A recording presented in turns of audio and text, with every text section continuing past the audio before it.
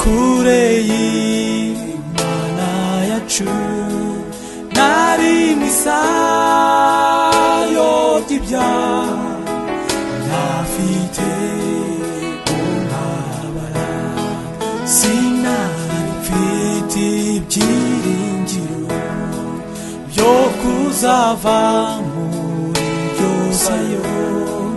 maze Yesu amfata ukuboko ankura muri buzima shima Yesu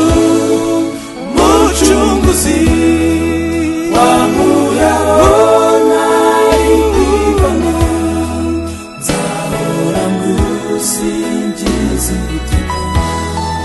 shima Yesu mucunguzi wankuyeho nari kwibana nzahora ngusingiza iteka shima Yesu mucunguzi wankuyeho nari kwibana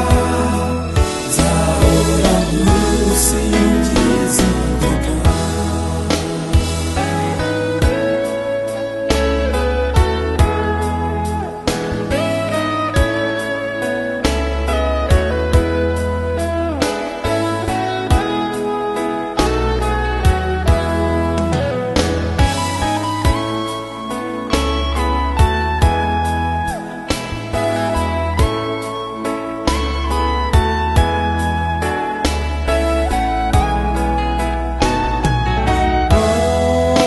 Mwami Yesu ndagarutse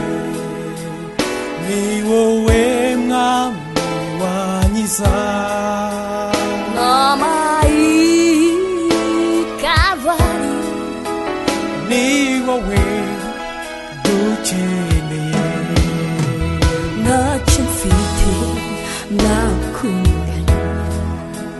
ntacyo mfite